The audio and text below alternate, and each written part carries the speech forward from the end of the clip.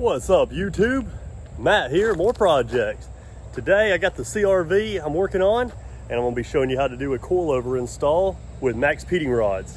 It's gonna be the same with any coilover, but MaXpeedingrods, they hooked me up with one of their set of coilovers with the adjustable dampening, and this should allow us to dial this thing in just like we want. I can lower it, raise it, stiffen it up, soften it, but I'm mainly gonna show you what tools you need, the adjustment that we have.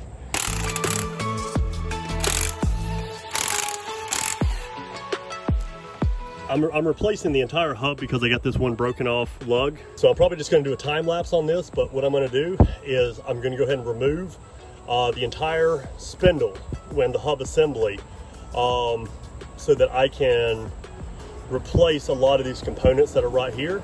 But you don't have to do all that to do your coilover install, but I will show you, kind of how I do all that as well. So there should be plenty of extra content on the channel on how to replace a lot of these components coming up.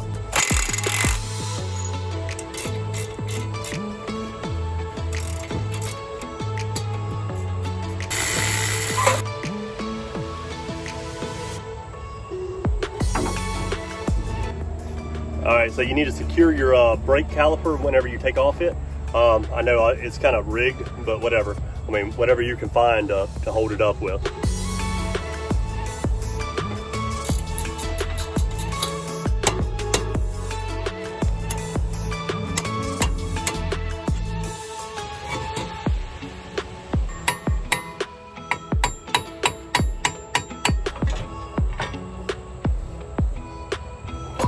All right, so now you have a better view of what we're having to take apart.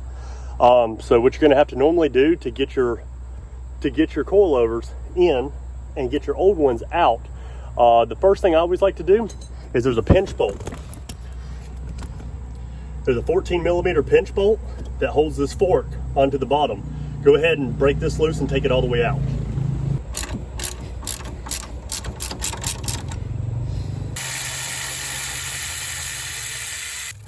I'll remove it all the way. Down here, you have a 17mm.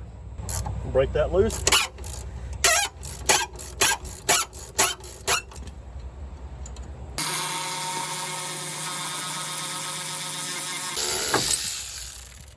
So now, with this off, now you can drop your fork down and off.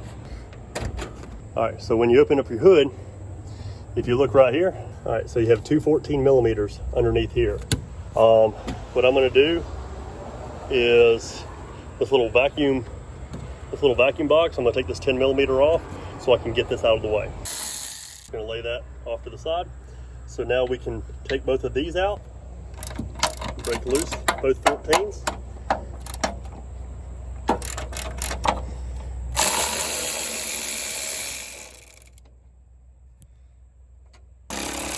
I'm going to try to catch it underneath.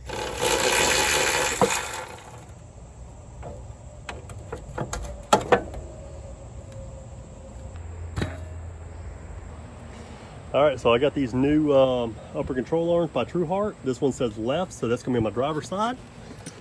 And I'm going to go ahead and get a bolt started on these. Okay, so we're officially ready to start installing our coilovers. What you're going to want to do is go ahead and remove the upper nuts and put those up top on the fender. Bring it up through here. Once you got it up through here, you see your holes, get it started. All right, so get those started up top.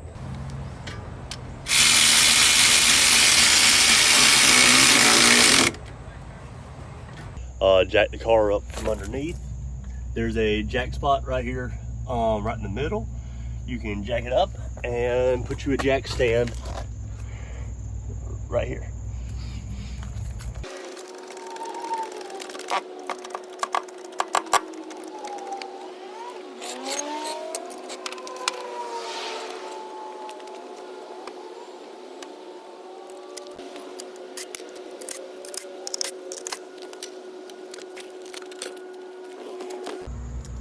All right, so to replace the rear is pretty simple. You have this 14mm bolt down here at the bottom. All right, so pop your trunk.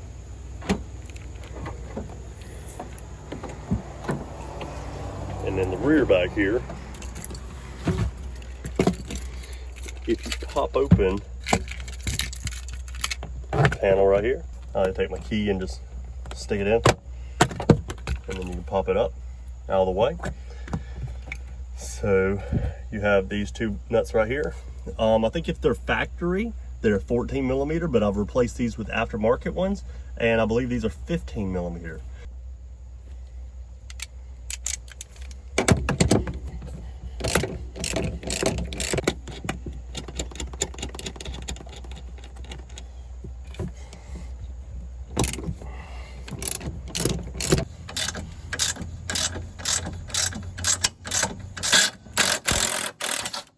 Okay, so as I'm breaking it loose, you can tell that it just caught the bolt up.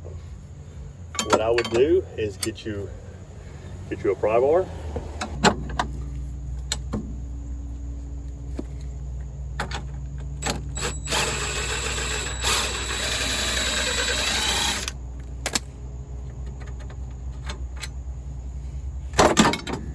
And then when you let go, be careful, because the shock will drop. Now, to get this shock out of here, you can try, you might be able to bring it all the way up into the wheel well right here, and then you better push down right there and it'll come right out. All right, so now installing this one, I've already got this one kind of pre-matched up with one of the other ones that I have. And so what we're going to do is take off your top mounting nuts. So just like you removed it, bring it up towards the front first and then slide it down. What I like to do is go ahead and get your bottom one started first, and I'll show you why.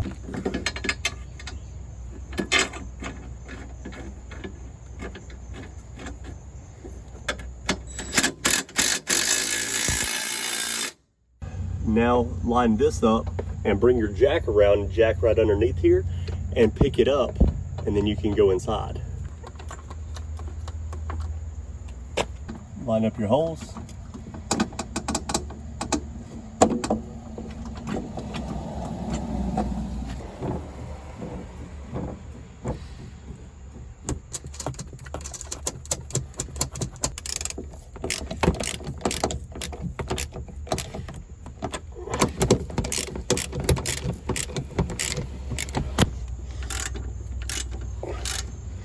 Once you got that tight, now you can lower this back down, and look at that, it looks good.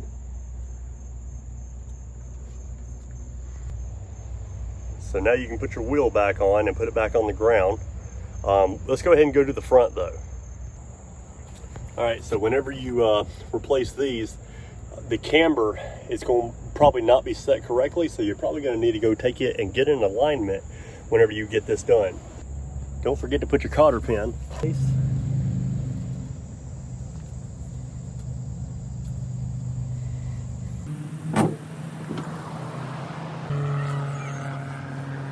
Well, with the settings that I had it, right now is lower in the rear than it is the front.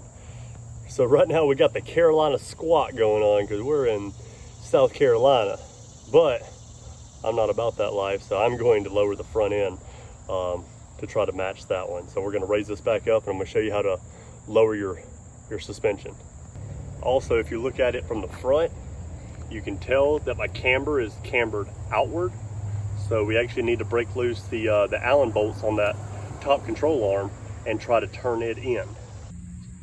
All right, after I broke all of these loose, I was able to tap the top of the wheel and bump it in. And now I'm just going to snug up just the front two out of the 6 so that I can, just in case I want to make some adjustments.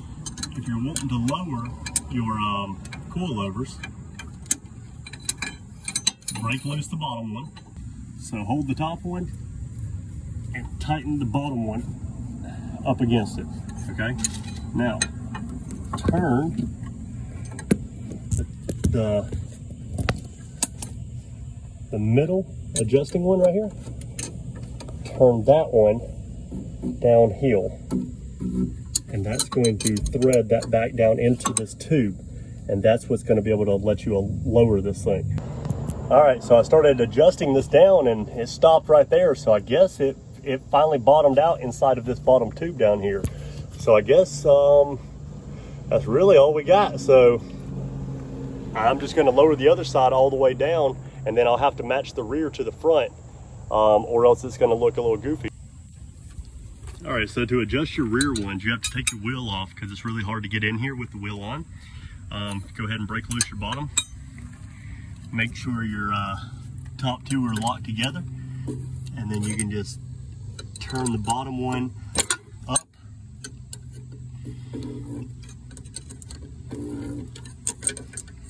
And what you can do is you can measure your distance in between here to here on both sides to make sure they match up, or you can do a measurement on the outside of the vehicle from the ground to your fender line and then just adjust it appropriately. And so right now I've been just kind of eyeballing it.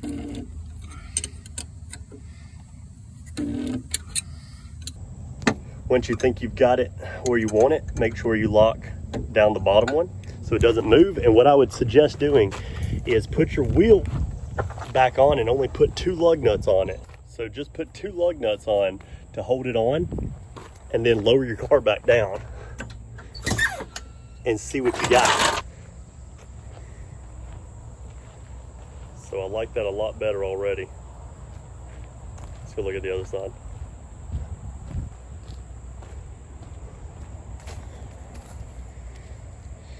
So I'm digging that.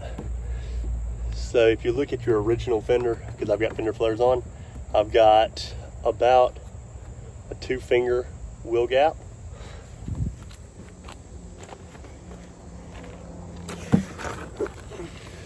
On each side. Got about 2-finger wheel gap. Now the front, I've got it lowered as much as I could without taking out any of the upper preload.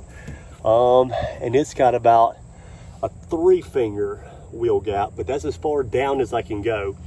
Now I've already set my adjustment up, but I haven't tightened those up yet at the top. But if you look at it from the front, after I done bumped it in, it looks a lot better. It probably can go in just a little bit more if I wanted to, but I would take it to an alignment shop and let them actually set it correctly. But yeah, right now I'm thinking that that's starting to look pretty much how I'm wanting it to look like. All right, so I'm taking my first test spin on the set of MaXpeedingrod coilovers, and I've got it on the hardest or the stiffest setting, I guess you could say, where I turn the dial clockwise all the way until it stopped. And I'm gonna be honest with you, it rides really well. I did not expect it to ride this good. I expected this thing to be really springy. I expected it to, you know, not really handle. But right now, I mean, like, going around this corner, it's holding on just fine. There's not a lot of body roll like your normal suspension would be. You know, as far as braking goes, it actually feels better. It's not real bouncy. It actually rides a lot like the stock suspension, if not better. I mean, right now I am really satisfied with it. I hope these things last a pretty good while. The only thing that I have to complain about it is not the ride quality, but just the level of adjustment. After I put it on, the rears, they go plenty low, but the fronts, I've got it down as far as I could go. And I actually took a little bit of the preload out of it, which doesn't hurt anything unless you get it where you hit like a really big bump and the spring unseats from the bottom spring perch. So, I mean, but right now I'm not hitting anything rough. I'm not going and trying to drive crazy. So, I mean, I'm not really too concerned about that, but I mean, overall, I mean, it is lowered. The install was super easy. You know, nothing that didn't fit or didn't fit any of the holes properly. You know, overall, everything was just a smooth, easy install and smooth ride as well.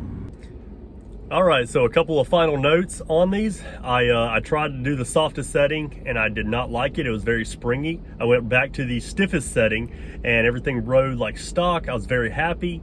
So with about 2 inches lowered all the way around on the stiffest setting, I have found is probably the most comfortable that I have enjoyed.